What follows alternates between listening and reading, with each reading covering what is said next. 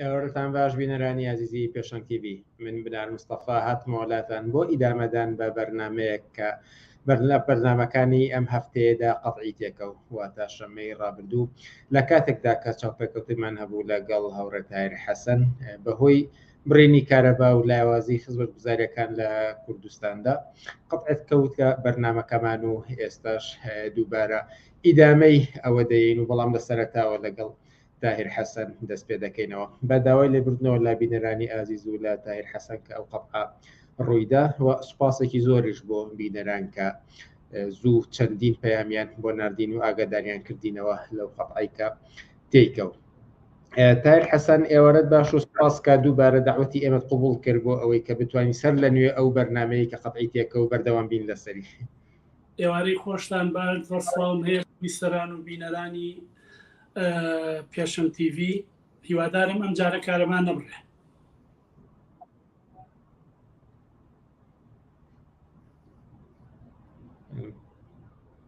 تاهیر حەسەن لە خەت ماوی لەگەڵمان؟ بەڵێ گوێتان لەدەنگمە؟ بەڵێ بەڵێ گوێمان لێ مبورە پێدەسوو ئەم جارەش کێشەیەک بێتە پێشەوەی وەرمان نەبێت بەڵام ئێستا گوێم لە دەنگتانە هیوادارن لێرە بە دواوە سەرکەوتو بین و هیچ بە سەلامەتی ئەم چاوپێکەوتنەمان تەواو ئێمە شەربەها پێش ئەوەی کە بچینە سەر ناوەڕۆکی ئەو باسی کە دامان ناوەکە تایدا وەڵام بە هەندێک لەو بۆ چونە گشتیانە بدەینەوە کە پەیوەندیان بە دۆخی ئەمڕۆی کوردستانەوە هەیە بە گرنگی ئەزانم بە دروست لەگەڵ تۆوە تاوتوێی دوای هەمین باسی ئەمڕۆی کۆمەڵگەی کوردستان بکەین کە سەر تاپە میدیا و تۆڕە کۆمەڵاتیەکان و چین و توێژەکانی خەڵکی داگرتە ئەوش قسەکردنە لەسەر ئەو حاڵەتی لە دادگا ڕوویدا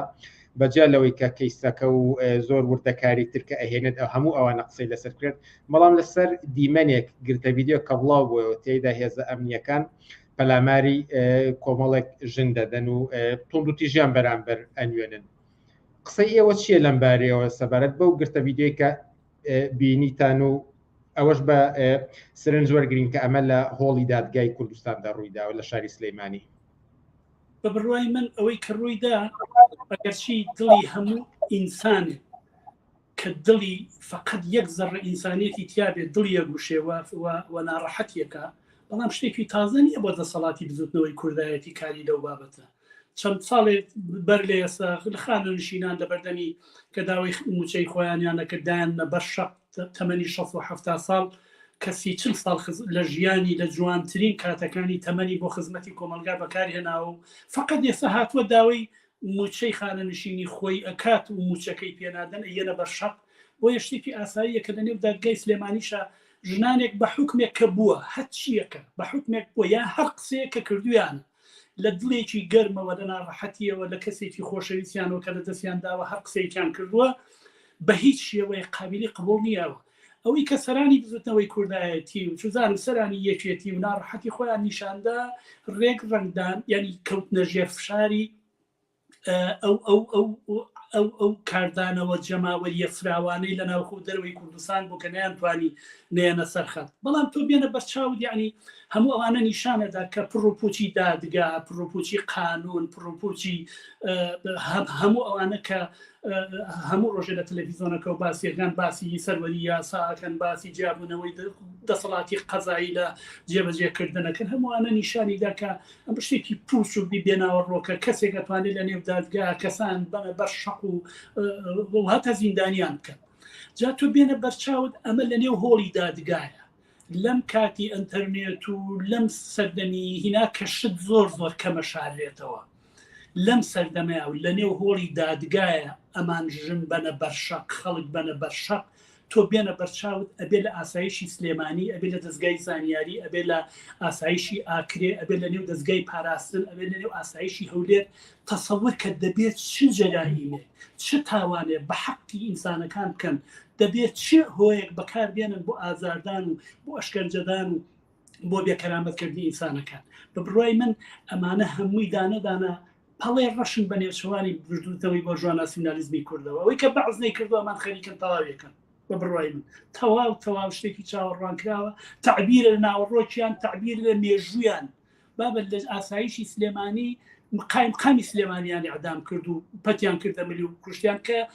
نەفەری خۆیان قایمقامی سلێمانی وتوانیت دەیان کەسی کە ببژێری لەسەر کردایەتی حیزبەکەیان لە مەکتەبی سیاسیان کە خۆیان کوشتیارن بە پیلان یا دەرمانیان ناونەتێ یا شتیان ناونەتێ بۆیە شەق هەڵان دەمان و لەوە شتێکی ئاسایی و چاوەڕوان کراوە لەوانە ئەوەی کە ئەم دوو کەلیمە قسەیەشیان لە دادگاوە یان لە تەلەڤیزۆنەکانەوە یا قوبات تاڵەوانی گوایە هاتۆ سەر خەت و گوایە چوون بۆ ماڵیان و داوای لێبوردنیان کردووە فقط هەوڵدانە بۆ ساردکردنەوەی یەک کاردانەوەیکی جەماوەری فراوانی حەقوازانە کە جێگەی دەستخۆشانەیە کە لەناو دەرەوەی کوردستان لە ئاسێکی جەماوەری فرانە سەرکۆنەکرا مەحکوم کرا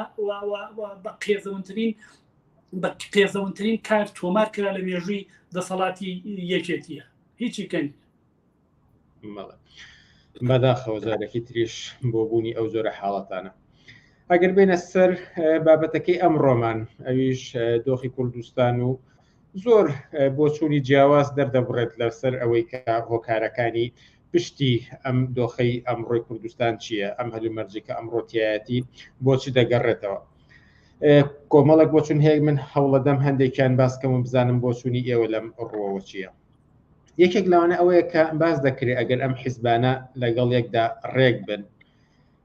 بۆ نوێکە مەلابەختیاریش بانگەوازیان دەکات و دەڵێ دەسم بەدامێنتان ئیتر ڕێککەون لەگەڵ یەکدا ئەڵێ نەگەر ڕێککەون ئیتر ئەم دۆخە باش ئەبێت قسەی ئێوە لەم بارەوە چی ئەگەر حیزبەکان لەبەر یەکە ڕێککەون ئەم ناکۆکی کە هەیەە کۆتایی پێبێت دۆخەکە باشترە بێت بە هیچ شێوەیە باشتر نابێ بەڵام من با پێشووتر باسی ئەوە کەم زۆر بە کورتی کە ئەم دۆخە خۆی لەکوێوە هاتووە ئەم دۆخە لە ساڵی 1970 وەختێک خەڵکی کوردستان ڕاپەڕی دەسەڵاتدارێتی لە حکوومەتی بەعز لە کوردستان نەما و سەرنجام حکوومەتی بەعز دووبارە گەڕایەوە بۆ کوردستان سەرنجام مفاوەزات دەستی پێکرد ئەنجا خەتی پانی هێڵی 36 ناوچەکانی دژەفرین لە کوردستانی عێراق دروست کرا ئەمریکا کوردستانی عێراق ئەو بەشە کە ناوی ناوچەی دژەفرین کردی بە ئۆردوگایەکی گەورەی ئاوارەیی حکوومەتی بەعز لە کوردستان نەما ئەمریکا ئەم دەسەڵات ئەم ناوچەی دایە دەستێکێتی و پارتی و نەتەوەی گرتوەکانیشی ڕاستپات کە خواردن بن بۆ خەڵکە ینی کۆمەلگەی کوردستان بوو بە کۆمەلگەیەکی ئاوارەی بوو بە یەک گۆژدوگایەکی ئاوارەی نە بەشێک بوو لە عێراق نەخۆشی وڵاتێکی سەر بەخۆ بوو ئیت وەکو کۆمەلگەیەکی ئاوارە خەڵکێک لە کەمپێکی ئاوارەیە بوو خواردنی ئەکسپایری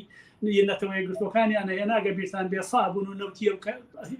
ڕۆنی ئەو کاتە ئەم هەچی خواردنی لە عەمبارەکانی نەتەوەی گرتوەکانە بەسەرچووبوومیان کرد بە گوجی خەڵکی کوردستان بەم شێوە تا ساڵی 2023 یەکێتی پارتی تا ساڵی 2023 تا بەعزما بوو بە هیچ شێوەیەک پێیان وانە بوو کە ئەم هەلومەرجە وەکو خۆی ئیدامەیە بێ پێیان وانە بوو ئەمێننەوە بۆیە هەتا 2023 هەچی سەروەت و سامانی کۆمەلگەی کوردستان هەیە بردیان لە شۆفڵ لە گەڵابە لە هەرچی وەسائلی بیناسازی لە هەرچی جۆرە حەزارەتێک کە لە کوردستانی بوو سەنعەت لە کوردستان بوو هەر هەمیان ئاودی کرد هەتا بە تەلیفافۆنەوە بە عەمودەکانەوە هەچی هەبوو نەبوو بردیان چونکە وتیان ئەمە فرسەتێکە پیان وا بوو تا ساڵی 70 بۆ 74 جارانە وەزع دروزە بێ حکوومەتی بەعز دەگەڕێتەوە ئەمریکا و غەرب ڕێکەون لەگەڵ باسا سەرنجامەمانە ڕۆن بۆیە هەتا زووە هەچی ئیمکاناتی بۆ خۆیان سەربەت و سامان و شت بۆ خۆیان بێ لە دوای 2023 کە وەختێ بەعزە ڕوخێ ئەنجا مەسەلەی دەسەڵات لە عێراقایەتە پێشەوە لە 2023 تاوەکو ئێستا مەوزوعی دەسەڵات لە عێراقا نەبڕاوەتەوە قەزیەی دەسەڵات کە تۆ بڵی دەسەڵات یەکلایی بۆتەوە یەک کاسە بۆ تۆ نەبڕاوەتەوە هەر بۆیە بە هێزی میلیشیا ناوچەی جۆرا جۆر بەعز ڕووخاوە لە ئەنواع و ئەشکال حکوومەت حکوومەتی بەعز نەماوە بەڵام ئەنواع و ئەشکال حکوومەت هەیە لە منتیقەی سەدریەکان دەسەڵاتیان بەدەسەوێ لە هەندێک جێگە خەزعەلی دەسەڵاتی بە میلیشیا بەدەسەوێ لە هەندێک جێگە لە بەسڕا و لە نازانم کوێ میلیشیای تری سەر بە ئێران دەسەڵاتیان بەدەسەوێ لە منتیقەی دێگەڵە هەتاگاتە زاخۆ ئەوانە میلیشیای پارتی دەسەڵاتی بەدەسەوێ بەبەری ئەم بەریشا بەم نەوە یعنی ئەمە قەیرانێکە کە نە حکوومەت دروست بووە نە قانون هەیە ئەوەی کە دروستە بێ پێی ئەڵێن پەرلەمان پوچترین شکلی دەسەڵاتدارێتی قانوندانانە هیچ شتێک لەم وڵاتیان نەبراوەتەوە مەسەلەی دەسەڵات نەبراوەتەوە ئەوەی کە ئێستا لە کوردستانە خەڵک لەگەڵی بەرەوڕوو ئەمەیە ئەمە ئەساسی شتەکەیە بۆیە جاکالێنێکێتی و پارتیەکە ڕێبکەون لەگەڵم حیزبان ڕێ ناکەون ناتوانن ڕێبکەون لەبەرەوەی بنەماکانی دامەزراندنی دەوڵەت لەم جوغرافیایە نییە هەر کەسێک پارتی خۆی زۆر باش دەزانێت کە ئەبێ بە هێزی میلیشیای ئەبێ بە هێزی پاراستنی، ئەبێ بە زێڕەڤانی، ئەبێت بە دەستگای دژە تیرۆری بەمانە پارێزگاری بکە لە دەسەڵاتێکا کە هەیەی وە لەو شوێنی کە ئەو دەسەڵاتی هەیە کەسی کە بووی نییە دەسەڵاتی ببێ یەکگرتو ماوەیەک تۆزێ نفوزی کۆمەڵایەتی پێیان کرد مەقەڕەکانیان هەمووی سووتانن بزوتنەوەی گۆڕان سەرکوتیان کرد و گۆهینێت لە منتیقی ئەوەی کە پێشێڵێن ناوچەی ژێر دەسەڵاتی یەکێتی هەر بەم شێوەیە بۆیە قەیرانەکە ئەمەیە ئەوەی کە بە زۆر بیاننی بەیەکەوە بە زۆر دانیشێنی بەیەکەوە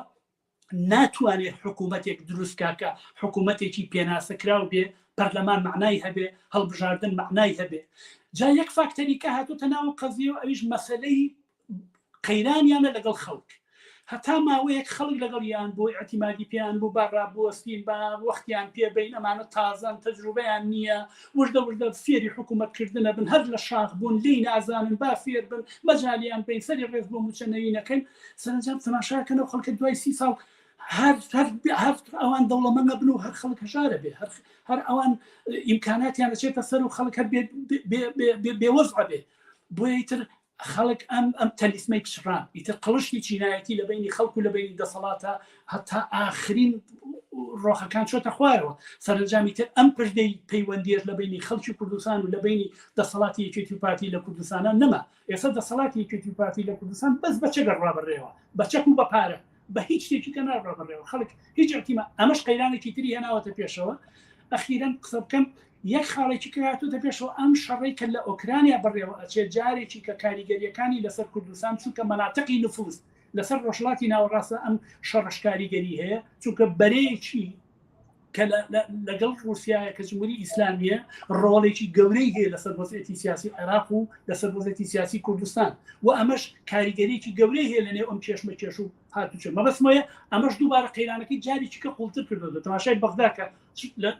لە شەفعەکەیە مەسەلەی دەسەڵات بۆیە بەیەکەوە دابنیشن چوزانم سەلاحەدین بەهادین دوعا بکە و دەست دەبینەوە بگرە و مەلا بەختیار دەست بگرێ بە دامێنیانەوە سەرنجام قەیرانەکە ئەمەیە دەبێت جوابی حکوومەتی جوابی اقتصادی جوابی نان جوابی کارەبا جوابی ئام جوابی پێداویستەکانی ژیان جوابی قانونی بەم قەزیە بدرێتەوە ئەمەش لە توانای ئەمانە نییە ناتوانن بیکەن ئەمانە مەسەلەی دەسەڵاتیان بەدەستەوە نیە بۆی ئەمانە بکەن هەر فەقەدەم میلیشیانەیە کە بتوان دەسەڵاتیان بەیەکەوە بۆیە دابنیشن لەگەڵ یەک خیارە خوان ئێوارە خوان سازەکەن بەربانەکەنەوە بەیەکەوە هەمووی قسەی پوچ و هینە و هیچ شتێکی ئەعتیبارێکی نییە بە بڕواهێن هیچ نابێ بە هیچ مەلابەختیە خۆشی بڕێوەیە خۆیڵێ بەڵێ هەڵبەدەم قسانەی ئێوە زۆر شتی ڕوون کردەوە بەڵام ئەگەر بە دیاریکراوی هەندێک لەو بۆچوونانەی تر بێنمە ئارا و بۆچوونی ئێوەی لەبارەوە بیستم یەکێکی تر لەوانە کە پەنجەی تاوان بۆ پارتی وێکێتی و دەسەڵاتدارانی ئەمڕۆ کوردستان ڕاکێشرێت بەوە تاوانباریانەکەن کە ئینتیمان بۆ نیشتیمان نەماوە و کارێکیان کردووە کە تەنانەت خەڵکیش ئینتیمای بۆ نیشتیمانەکەی نەمێنێەوە مەش کاریگەری داناوە لەسەر دۆخی ئەمڕۆی کوردستان کە هێندە خراپ بێت چەندێک واقعیت لەم بۆچوونیاندا هەیە ئەوەی کە خەڵک ئینتیمای بۆ نیشتیمان نەماوە خاڵێکی پۆزتیفە خاڵێکی چونکە ئەوان نیگەرانی ئەوەن کە خەڵک کاڵێن خەڵکنی ئینتیمای بۆ نیشتیمان نەماوە ینی خەڵک ئینتیمای بۆ یەکێتی و پارتی نەماوە ینی خەڵک ئینتیمای ینی خەڵک خۆشخەیاڵی بە پەرلەمان و بە هەڵبژاردن نەماوە ینی لە باسکردن لە بێئتیمادیە بۆ پەرلەمان و بۆ دەسەڵات و بۆ کوردایەتی یان ئەما کە نەڵێن بەداخەوە خەڵک ئینتیمای بۆ نیشتیمان نەماوە خەڵک ئینتیمای بۆ نەتەوە نەماوە و هەندێک لە ڕۆشنبیرەکانیش باسیەوەکەن ڕۆشنبیرانی کە بە حسابی ڕۆژ نانەخۆن باسیەوەکەن کە ئەمانش ئینتیمایان بۆ هین نییە و ناسیۆنالیزمین و نەتەوە پەرزنین و هەمووان بەڵام قسەیەکی پوچە ئەزانی چۆنە نیشتیمان خاک ئاو نەتەوە هەموو ئەمانە چەمکایەکن بۆ ژوازی خۆی چەمکایەکی فریوکارانە وە سەرتاپا پوچن کە بۆ ژوازی خۆی لە بەردەمی کۆمەلگە و لە بەردەمی خەڵکا دایناوە لەوانەیە 30 ساڵ لەمەوە پێش من ئەم قسەم بە حەقانیەت کردومانە 30 ساڵ لەمەوە پێش کردومانە لە سەرەتای راپەڕینی ئازادینەوەیەکە کردومانە بەڵام ئەو کات لەوانەیە کە ئەمان کرد خەڵک کەمتر لێ قبوڵە کردین چونکە تازە بە تازە خەڵک لە دوای ئەنفاڵی میاباران پێی نابووە هەلومەرجێکەوە کە بەعسیتیانە بوو خەریک بوون پەرلەمانیان دروست دەکرد ئەو کاتەگە بوو تایە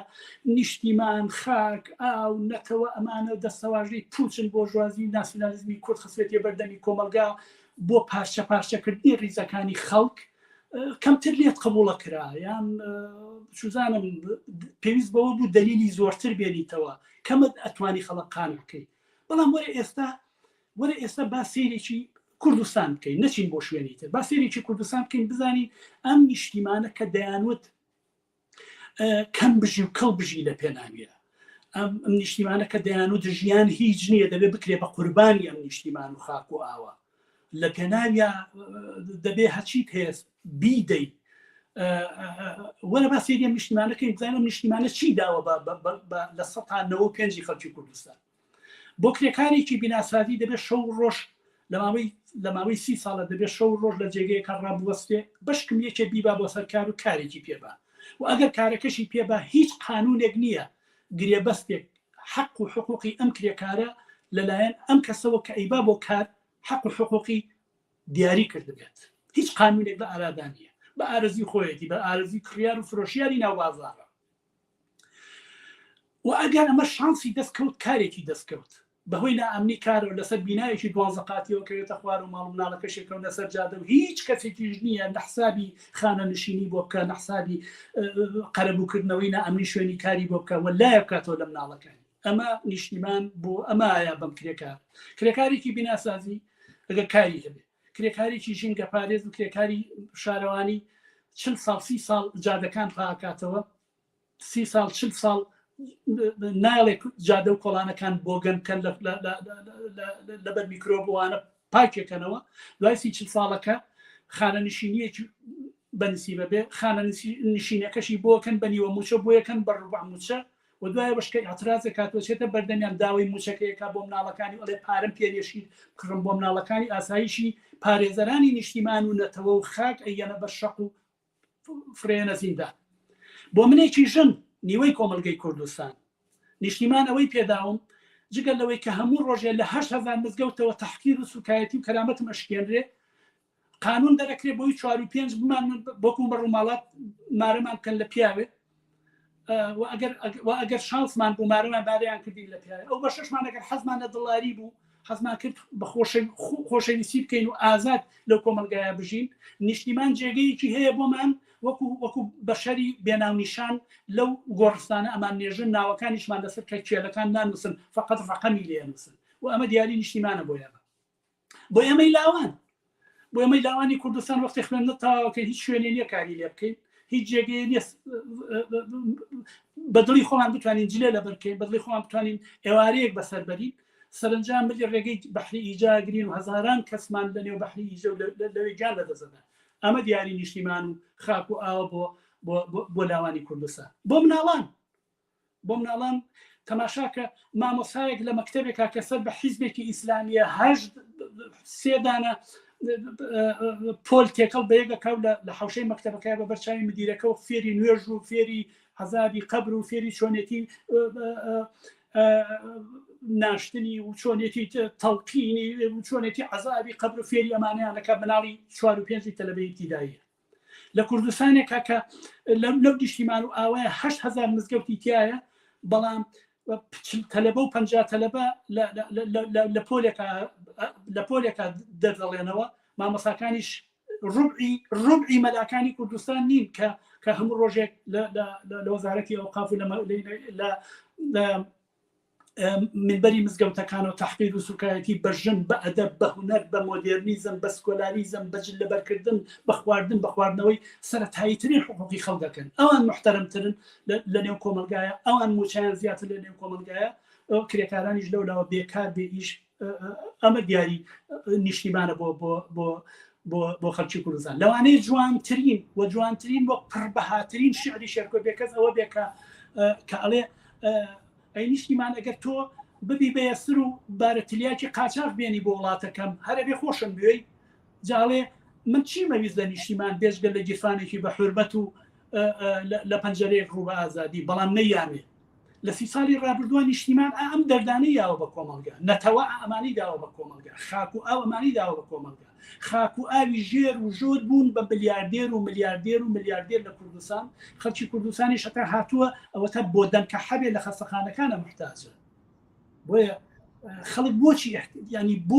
بۆچی ئینتیمای هەبێ بۆ نیشتیمان 150 ساڵ لەمەوە پێش کۆمەنارەکانی پاریس وتیان مەرگ بۆ فەڕەنسا بژی ئینسانیەت وتیان وڵاتی ئێمە وڵاتێکە کە ئینسان تایە ئازاد بێ و کارتیایە ئاوەڵە بێت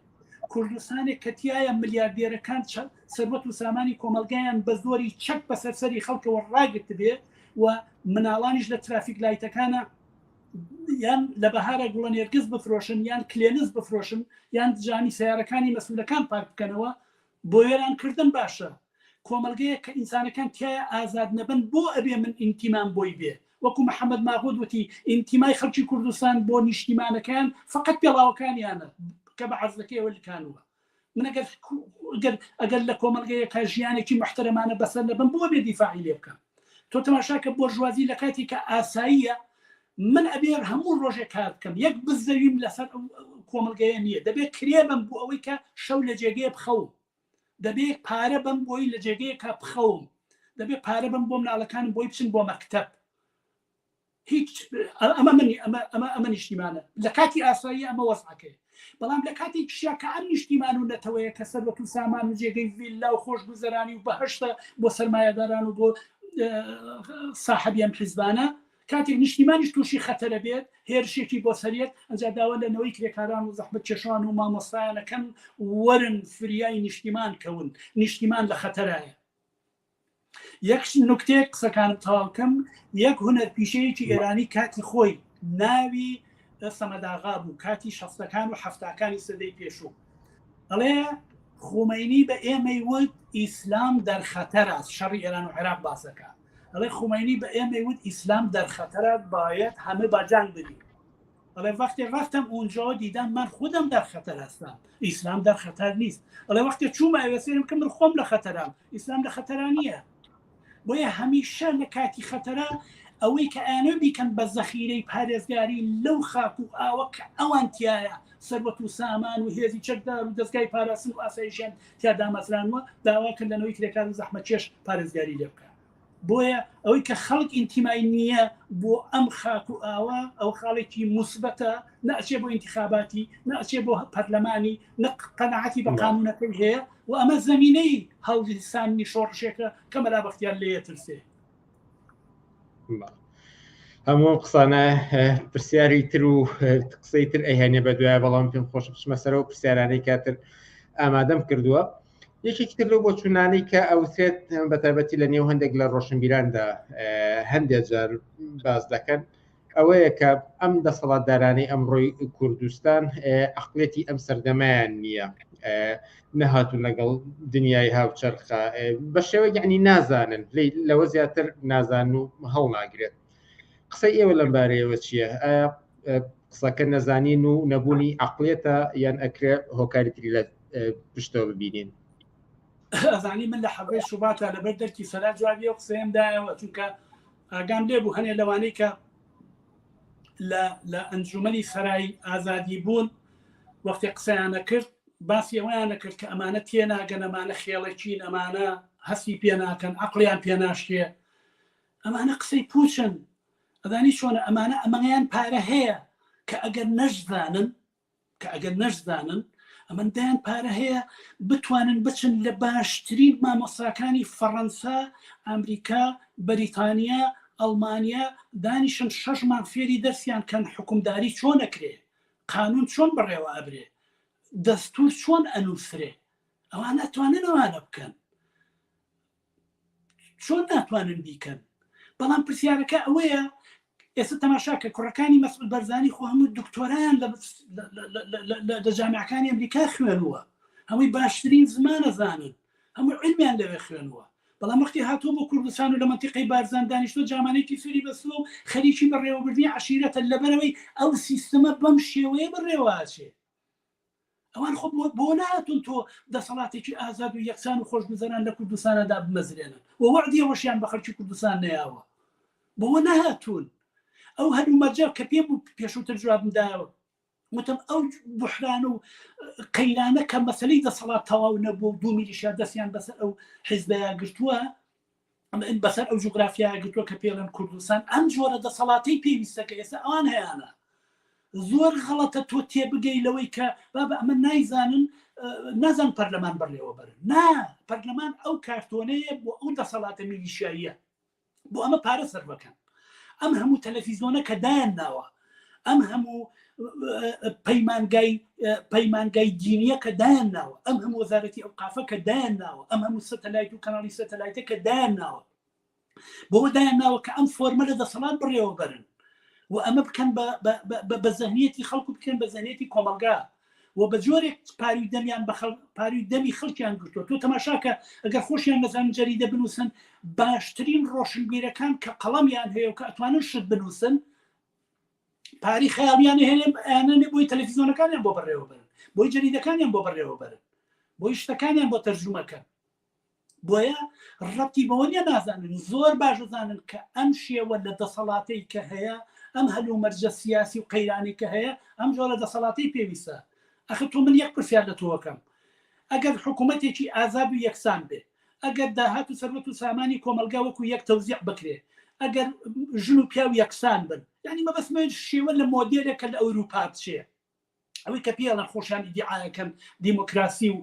پەرلەمانی و هەڵبژاردن و دەسال دەستکردنی دەسەڵات و هەمووانە ئەگەر ئەوە بێ خەڵک دەسەڵات ینی خەڵک عایلی بەرزانی و تاڵەبانی بۆ قوبڵەکە بە 1 سەعات ڕوخێ بە یەک بەرگەی 1 سەعات ناگرێت ڕوخێ چکە خەڵک لەوە مۆدێرنترە خەڵک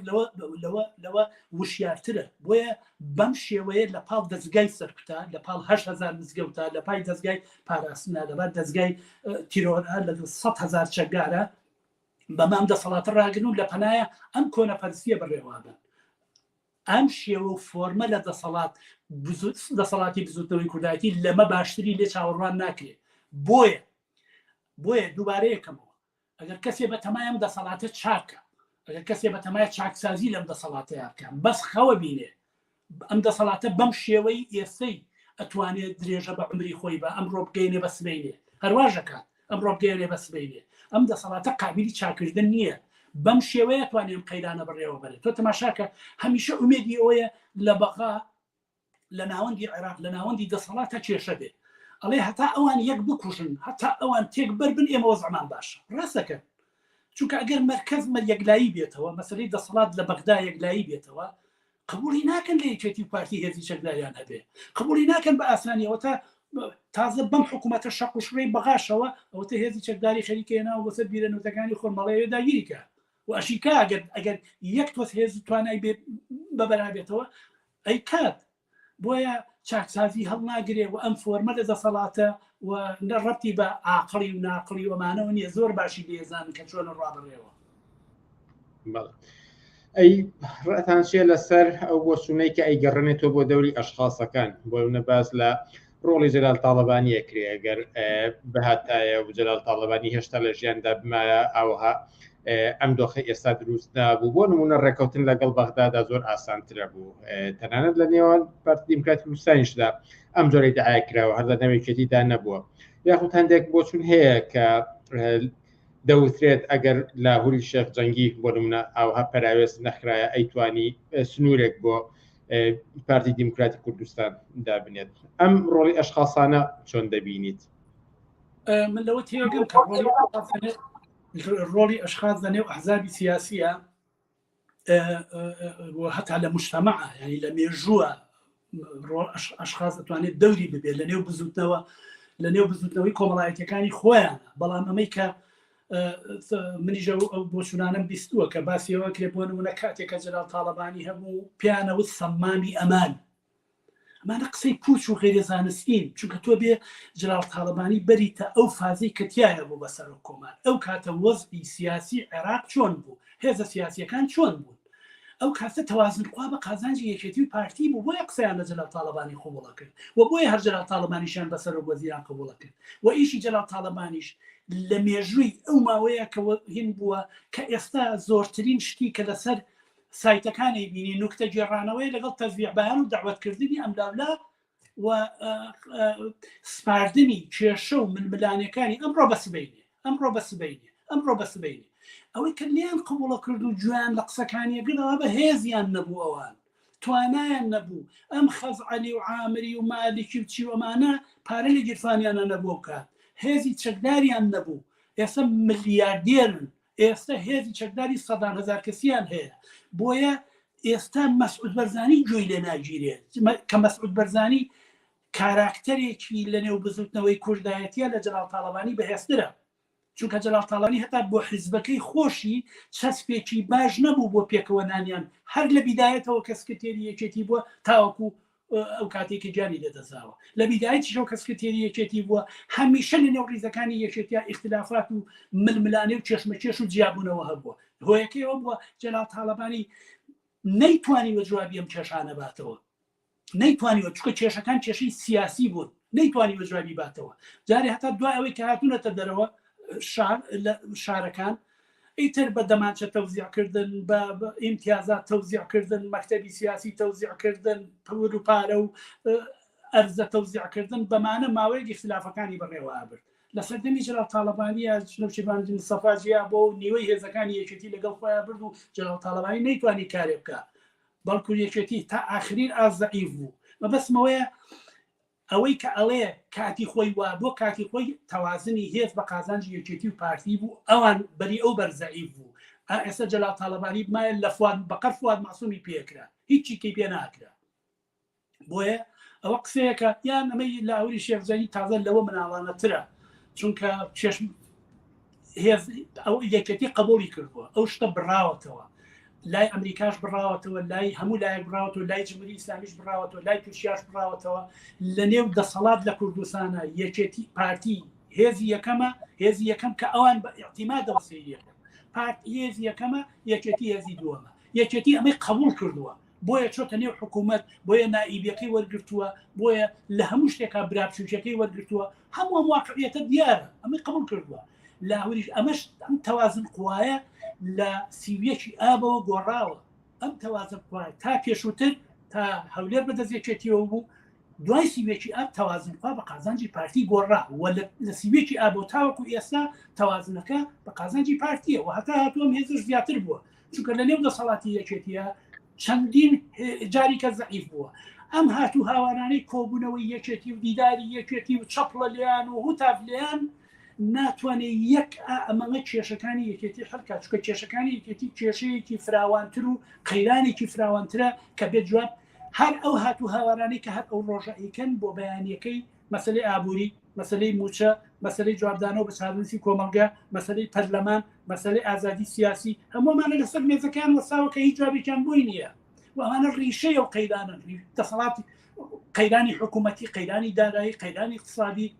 قەیرانی سیاسی قەیرانی ئەمنی دەخاڵەتی وڵاتان لە ناوچەکە مەسلەی حکوومەتکردن مەسلەی حکومڕانی مەسلەی نەوت مەسلەی خاص مەسلەی پەیوەندی لەگەڵ بەغدا هەموو ئەمانە مەلەفی گەورن بە چەپڵەلیان و بە دیدان و بە فیکەلیان و بژی باف و تاڵەبانی حل نابێت ئەوانە فقط وەکو ذکری دەریێشەکان وایە بەیانی کەسەوە بۆ ماڵە لە ماڵەوە بشتێکەر وە خوێ یەک پرسیاری تر بکەم پێشەوەی کۆتایی پێبێنین ئەویژە و تێڕوانینەیە کە تۆپەکە هەڵایەتەوە بۆ ساحەی خەڵکی دەڵێت کە خەڵک خۆشی گەندەڵە خەڵک بە شێوەیەک ئەمانەی قبول کردووە یاخود لە نێو خەڵکی خۆشیدا ئەم جۆرە لە کاروباری نابەجێی و گەندەڵکاری و ئەوانە هەیە و بۆیە دوای ئەحزابانە کەوتون و قبولی کردوون ئێوە سەرنجتان لەسەر ئەم جۆرە تێڕوانینە چییە؟ وەڵام من بۆ ئەمە قسەیەکی جەلال تاڵەبانیەمەوە کاتی خۆی کە خۆپیشاندانێکی گەورە کرا بۆ بەردەم دەسەڵاتدارەتی یەکێتی بۆ مەسلەی ژنان مەسلەی یەکسانی ژن و پیا و مەسلەی لەغوکردنەوەی قانونی فرەژنی جەلال تاڵەبانی وتی ژنانە بێ خۆیان ئازاد کرد ئەوەی کە پیاو ببێ بە نوێنەری ژن یان پیاو تێکەڵ بێت لەگەڵ بزوتنەوەی ژنانە ئەمە نابێ ژن ئەبێ خۆی بێتە مەیدان جا ئەم قسەی کەسێکە بە ژنەڵێ تۆ خۆت وەرە مەیدان بەڵام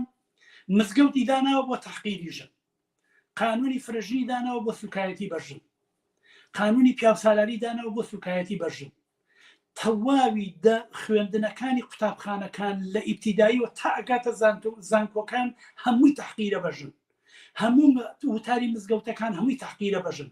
هەرچی قانونێک کە لەو کۆمەلگەیە هەیە لەسەر باری کەسێتی، لەسەر قانونی میلاد، لەسەر مەسەلەی ئازادی، لەسەر مەسەلەی سەفەر، لەسەر مەسەلەی زەواج، هەر هەمووی دژەژنە و هەمووشی خۆی دایناوە. ئەژنێ ژنان تۆ بڕۆ خۆ ڕزگارکە، یعنی خۆی بە دەستی خۆی، بە توانای خۆی، بە چەکی خۆی فڕێیاوەتە نێو قەفەزێکەوە لە ژا خۆت ڕزگارکە. ئەمە تیۆریەکە. ئەمە تۆ خەڵک معلومە کە تۆ داهات سەروەت و سامانی کۆمەلگا نانی خەڵکت بە بارمتە گرتووە، خەڵک شیری نەبێ، خەڵک لەسەری موچایە گیان دەدەست بە دوای 60-70 ساڵ خەزمەتکردن. باشە، یعنی ئەگەر دەست بەرێ بۆ شتێک، ئەگەر پەنابەرێ بۆ شتێک کە لەوانەیە خۆشی حەزی پێ نەکە، پەنابەرێ بۆ سوالکردن لەوانەیە خۆی حەزی پێ نەکە، پەنابەرێ بۆ شتێک ینی لەوانەیە خۆی حەزی پێ نەکە. ئەم سەرزەنشتکردنەی خەڵک فقط ئەوەیە کە تۆ دەسەڵاتدارانێک کە هەموو سەربەت و سامانی کۆمەلگایان بردووە بەڕاستی لە مەسئولێ دەکێشیتەوە، ئەی بە ملی خەڵکە. ینی تۆ خەڵکەکەت لە زنجیرە ڕاگرتووە، ئەی بەسەریا بەڵامەڵی بۆ هاوارەکەی، بۆ نییە هاوارکەی دراوسەکان بەخەبەرە بن. ئەمە چ بێویژدانیەکە؟ ینی تۆ خۆت خەڵک لە برسێتیە ڕابگری بڵێ بۆ هاواری برسێتیەکەی. بەڵام ئەگەر من نەگلۆمە یەکشت بڵێم، یعنی من ئەمڕۆ بینیم چەندین کیلۆمەتر فقط تەکسی وەستاوە لە هەولێر لە سلێمانی بۆ سەری بەنزین. باشە ئەم نەفرانە هەر لە سیارەکانیان بێنە دەرەوە خۆپیشاندان بکەن و بانگەواز بکەن خەڵک پشتیوانیان بکەن، باشتر نییە لەوەی کە لەم سەری بەنزینەیە ڕاوەستاون. ئەمە ئەم سەری بەنزینە ڕاوەستان لەم سەری بەنزینەیە واکە کە ئاستی ناڕزایەتی خەڵک بێتە خوارەوە و جۆرێک لە تەسلیم بوونە بە هەلوو مەرجێکلانی کە مەگەر بە موقەتیش بێ. بۆیە خەڵک دەبێت کرێکاران، مامۆستایان، قوتابیان، لاوان، ژنان، پیاوان، کرێکارانی ژینگە پارێز، کرێکارانی ئاسن و پۆڵا، کرێکارانی چیمەنتۆ، کرێکارانی نەوت، ئەمانە بە هەمویان یەک چارە نووسیان هەیە. یعنی تاوای لێ هاتووە لەبەرەوەی موچە نیە کابرای ئەگەر ئەوەی کە تەکسی لێ خوڕێ، ئەگەر مۆزەفەکە موچەی هەبێت ئەو ئیشەکەی هەیە. بەقاڵەکە ئەگەر مۆزەفەکە موچەی هەبێ، ئەگەر کرێکارەکە موچەی هەبێ، بەقاڵەکەش ئیشێڕوە، سەودە فرۆشەکەش ئیشێڕوە. کەواتە چارەنووسی هەر هەمیان بەیەکەوە بەسراوە. بەم معنایە هاوپشتی لە نێوان ئەمان و بەیەکەوە کارکردنیان نەگەوەی کە ڕابۆسی لەسەری بەنزینە یان بە کیلۆمەتر ڕابۆسی بۆ وەرگرتنی معاشی 3 مانگ لەمەوە پێش کە معلوم نییە چەندێکی کە ئەدەنێ و پێش ئەوەی کە معاشەکە وەرگری لەبەر دەرگاکە لێ دەسەنن لەبەرەوەی ئەمەڵە قەرزاری و بەشی هیچ شتێ ناکە. ئەگەر بە شەرێک شتێک بۆ خەڵک بڵێ دەبێ ئەمە بڵێ ئەجیدان لۆمەکردنی خەڵک فقط شان خاڵیکردنەوەی دەسەڵات و قسەیەکە دەسەڵاتی خاتە ناو ساحەکە، خەڵکی ژاخر خەتایەتی، خەڵکی ژاخر جنێوەدا، خەڵکی ژاخر خۆپیشاندانەکە، خەڵکی ژاخر تۆ خەڵکی لە ئەسارە تا ڕاگرتوێ خەڵک دەڵ نەڕێ. تیوەریوان لە هیچ شوێنێکی دنیای نییە.